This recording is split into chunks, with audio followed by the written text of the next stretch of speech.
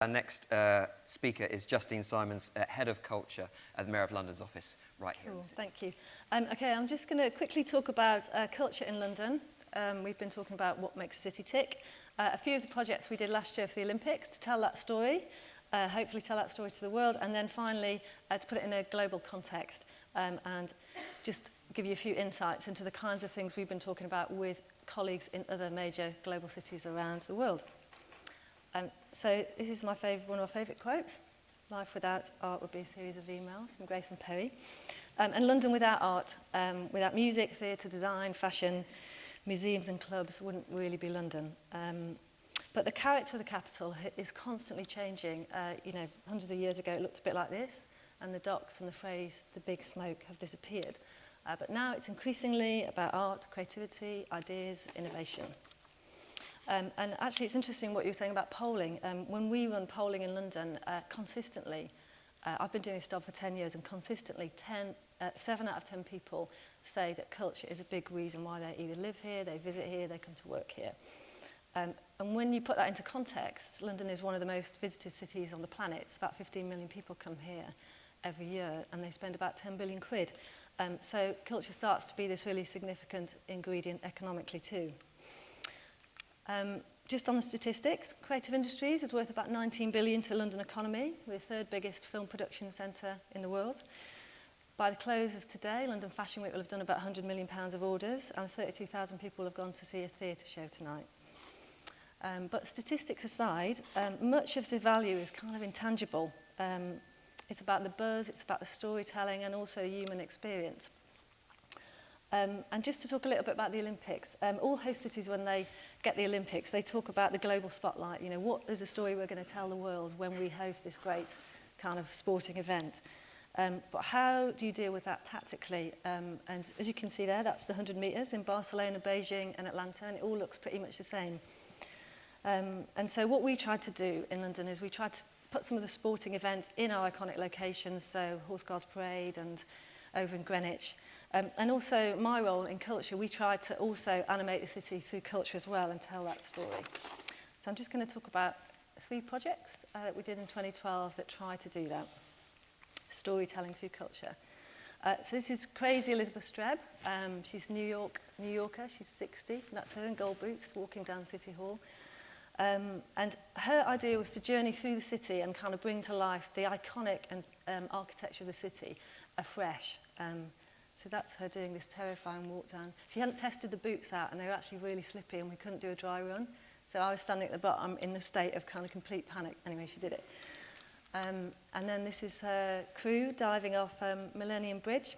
And we had to close the Thames for that. But again, we got great kind of storytelling, and we had St Paul's in the background, and we got great media. And this was the finale. They were all dancing in the spokes of the London Eye. So it's trying to kind of reimagine London's icons through culture. Another project we did, Guerrilla Millinery. London woke up just as the game started to find the statues that got hats on them. And this, again, this was storytelling. It looks like a frivolous project, but actually beneath it, it was trying to tell this story. And the guys who did this hat are Lock & Co, and they're the oldest milliner in the world. And they made Nelson's original hat, and they made him a new one for the Olympics. And then we got newer designers. This is Stephen Jones on George in Trafalgar Square. And they brought in lots of younger milliners. So it's trying to say, you know, London is this place of heritage, but also the home of millinery and new creative talent. And then finally, we closed Piccadilly Circus, put a circus in it. And this is dropping 1.5 tons of feathers on, by surprise onto passers-by below. It's a fantastic project. Again, trying to kind of tell a new story, delight, surprise, and make London a kind of surprising and special place. So finally, world cities. I thought I'd just slightly contextualise it. We've talked about people living in cities more and more. And, you know, cities have got more in common, I think, than nations. So it's more useful for me to talk to my counterparts in New York and Tokyo than it is national governments, because we're often dealing with quite similar issues. So we set up this project, the World Cultural Cities Report. And normally cities talk about themselves in terms of finance and trade, because culture is this intangible thing. So we had a big crack at trying to capture the cultural story of cities. So there is a lot of data in it, but also there's portraits. So I'm just going to mention 3 portraits just to give you a flavour of the kind of things other cities around the world are grappling with. So that's Johannesburg. They have obviously been profoundly shaped by years of apartheid, and the single greatest challenge our colleagues in Johannesburg talk about is how to deal with this legacy. The key priority for them is to boost participation, so beyond the wealthiest 10%, reaching the 90% of people who aren't really engaged in the cultural offer. And this is Soweto Theatre in one of the most deprived townships, and that's a case in point. Paris, as you said, recognised as being one of the world's greatest cities. They're kind of agitating about, their chocolate box image. It is obviously what sells the city, and the heritage is a big draw for tourists, but how can they move beyond that? And the Paris Plage was a good example of that, where they wanted to kind of reimagine the city. New York, lots in common with London culturally, has always tied its power and economic success to culture. They really emphasise the ability of artists and cultural organisations to drive tourism, to drive business into the city.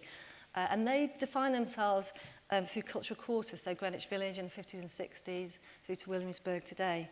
And the High Line is the latest example of that. So it serves New Yorkers, but it also has given the city a kind of great PR story overseas. Finally, Tokyo just won the Olympic bid. And our friends in Tokyo, really, really big story for them is the tragedy of the great East Japan earthquake in 2011. And it's really forced them to kind of rethink about the city's priorities. And they talk a lot about culture and how culture can draw people together, create a sense of community.